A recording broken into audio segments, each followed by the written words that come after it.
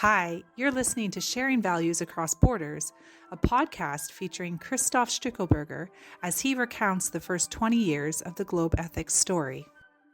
I admire you for taking on the very topic of corruption because I feel like corruption is one of those things where you want it to be tidy and black and white in a way. This is corrupt, this is not, this is, this is within, we can expunge corruption from our institutions or something. It seems very much like it wants to be this way, except of course the reality is not.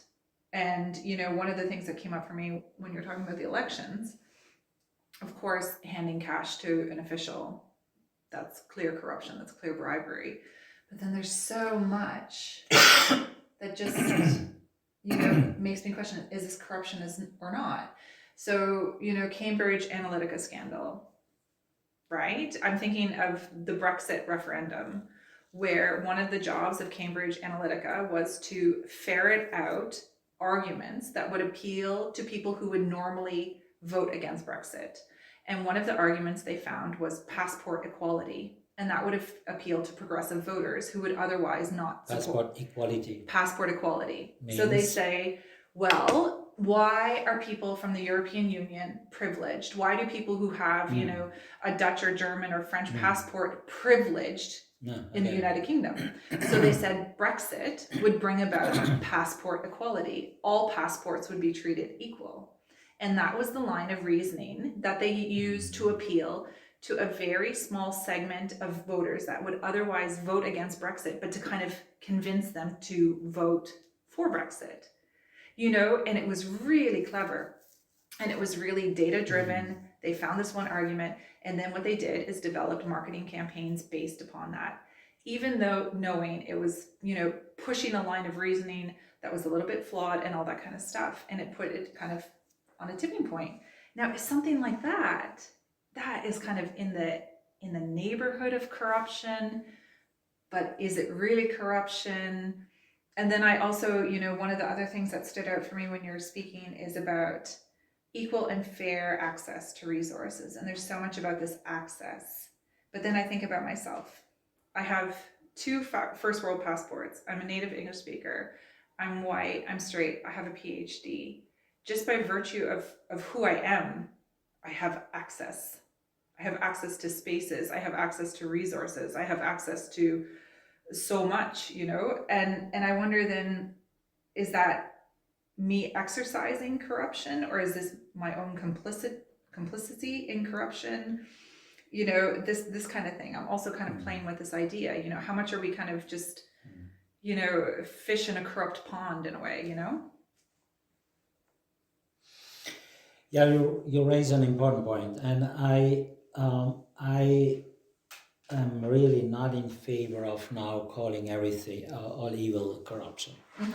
There is a precise definition which says abuse of power for private gain, or public power for private gain, or professional power for private gain. That means it's corruption in that definition, it's a transparency definition. Right. Says you are in a position, for example, as a dean, as a professor, against your student, as an entrepreneur, in your and you do it for your personal gain. Now,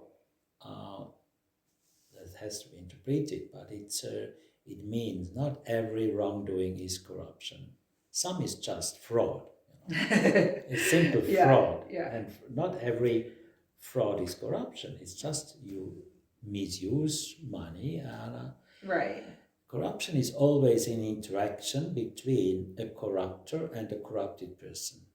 Fraud is I just take money from the guest, the l'entreprise, for example.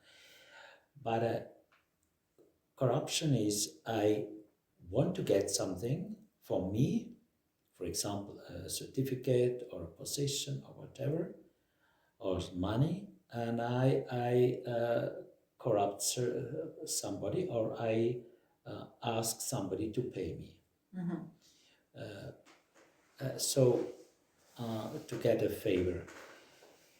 And then there's the whole, what we call gray corruption area, which is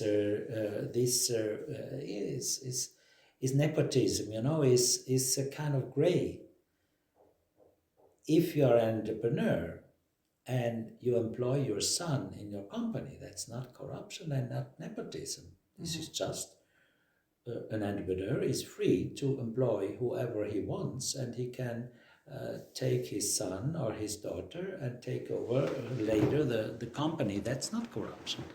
That is not nepotism. But if you are a director in a stock listed company, which is not your own company, and you take your wife or your son in a position in the neighboring department, that can be nepotism, because you're not entitled to give a privilege to your family members in a company or in an institution which is not yours. Mm-hmm. So we need to distinguish really this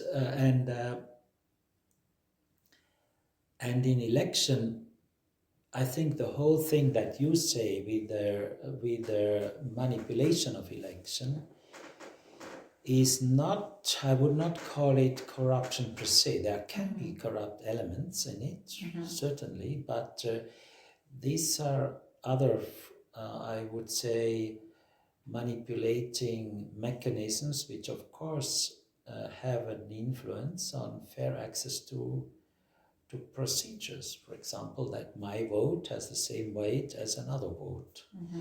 One person, one vote is then violated because of these mechanisms. So, in brief, I would distinguish between different forms of doing wrong, but not call everything corruption, because then it becomes too vague and not. It helps when we are precise in definitions. So.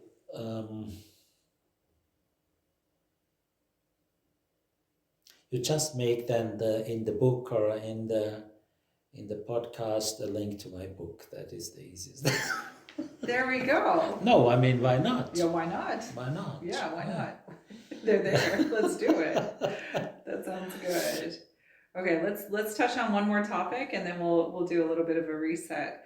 So justice. You talked about it quickly before we segued into a more focused conversation on corruption. And so the notion of justice and corruption are very, very closely linked at the start of this thought. I'm wondering then, let's look back to the concept of justice. So I find it really interesting that in a global organization, justice is, first a value, but then one of the first values named, because that I think would be a very contested one, like in how we understand it and how we interpret it. So, for example, I'm working on a project on digital justice. And so for me, intuitively, digital justice is very much about social justice, right?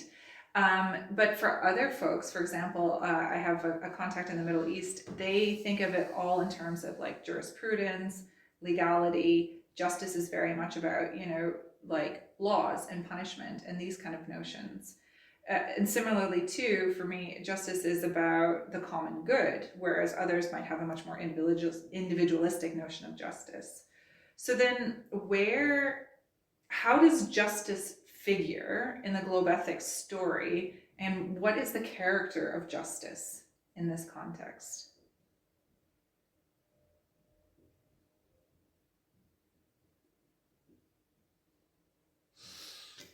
In order not to forget, ask me afterwards a question of relationality. I want to come back to that, because if we discuss justice in an isolated way, it may be distorted somehow. But let us first talk about justice.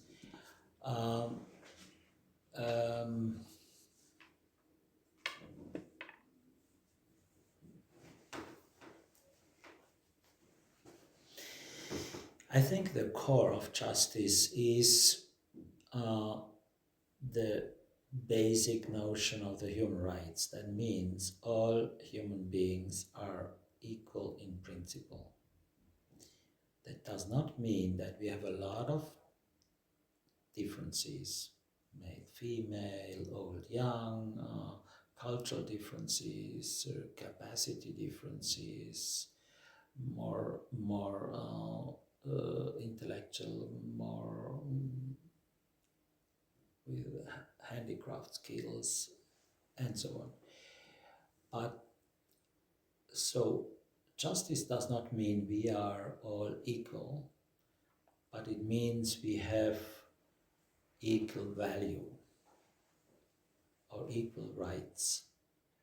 Even equal rights is already can be debated, but we are.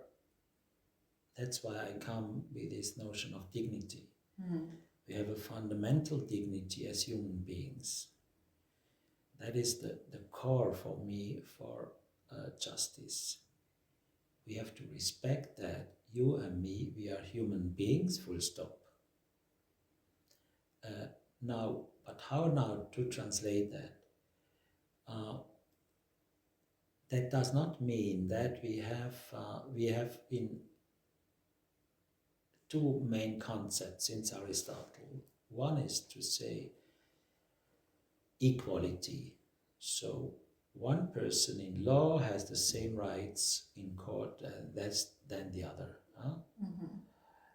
The other one is the distributive justice. That means those who have less should get more in order to equalize.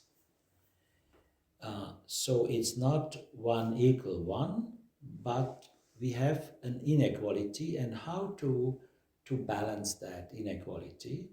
That means an unequal treatment may be just. Right. Otherwise, we just extend the inequalities in the world. So, for example, a child may need more care than an adult because it's dependent on adult people. A disabled person may need a higher social security remuneration than a person who can work. And that means that is fair, that a disabled person have a social security which a person who 35 years old can work 100% may not get it. So that's not unequal, that's just. So the intercultural, I'm not a specialist in intercultural analysis of justice specifically, but of course there are a lot of questions around that. Is that the Western concept, all humans are equal? And what about gender issues in Arabic countries, for example, or whatever?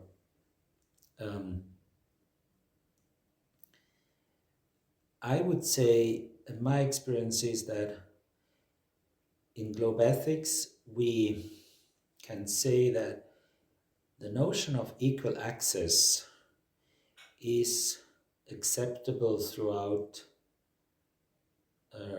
cultures and religions. I'm not speaking about all the details of justice, and also we don't have to give the answer to all that, but we can invite for that a fair dialogue on that, so that a native Canadian or Australian or Zimbabwean person comes and say, yeah, but in our society, this and this is justice and this is different from your understanding. So we invite the dialogue and listening to each other to understand why maybe a legislation of a traditional king in Zimbabwe is different from the legislation of the New York court. So in Globethics we are not, or I would say we are not so much interested in eternal truth than in the process of dialoguing about what is for you the truth, and what is for me the truth, and how can we live together with different understandings so that we are not killing each other because of different understandings, but try to increase the understanding and the respect and the challenge.